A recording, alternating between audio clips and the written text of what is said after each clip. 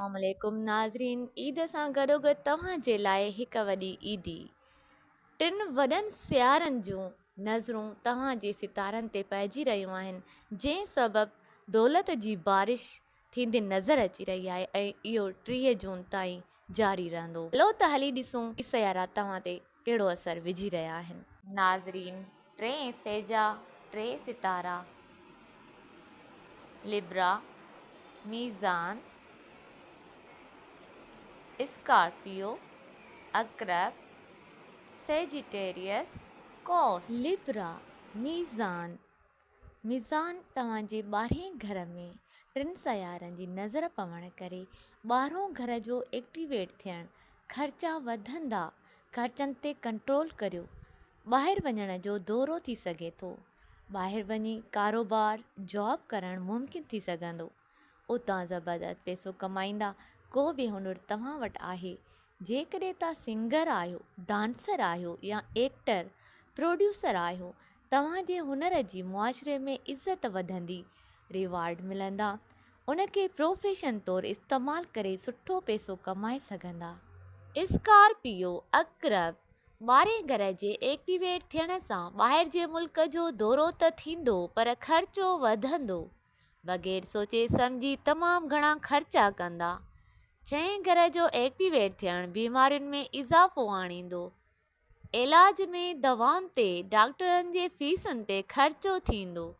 कारोबार करण जो फ़ैसिलो जल्दबाज़ीअ सां कंदा, जेको महांगो पइजी वेंदो। कंहिं ते अंधो एतमाद न कजो, पंहिंजो पैसो ॿोड़े छॾींदा। जिते पैसो लॻाईंदा खणी को भॼी वेंदो, या उहा कंपनी ॿुॾी वेंदी, या पैसा रुकिजी मिलंदा। उन लाइ बग़ैर सोचे सम्झी उधार बि ॾींदा, मतिलबु पंहिंजे पेर ते कुहाड़ी मारण जे बराबरि थी वेंदो। उधार ॾेई त छॾींदा, वापसि मिलणु मुश्किल थी वेंदो। पैसो जाम ईंदो, पर थोरो दिमाग़ लॻाए सही जॻह सही वक़्त ते पैसो लॻाईंदा त फ्रूटफुल साबित थींदो। 3 वॾनि सियारनि जी नज़र तव्हांजे इल्म में इज़ाफ़ो, नॉलेज में इज़ाफ़ो आणींदे नज़र अची रही आहे। प्रोफेशन, कैरियर में, जॉब में तरक्की मिलंदी। सेजिटेरियस कौस सोशल मीडिया आइकॉन जे हवाले सां भरपूर इज़त मिलंदी।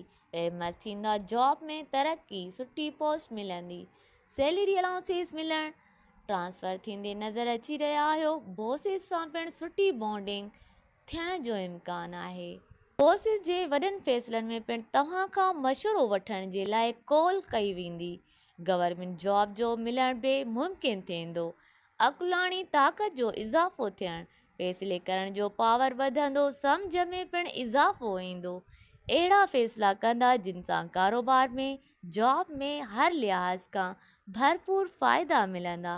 विल पावर वधंदो, पैसे कमाइण जो जुनून तारी थींदो, कॉन्फिडेंस वधंदो ऐं हुननि खे वॾी पोस्टुनि ते वठी वेंदो ऐं तमामु घणी तरक्की मिलंदी।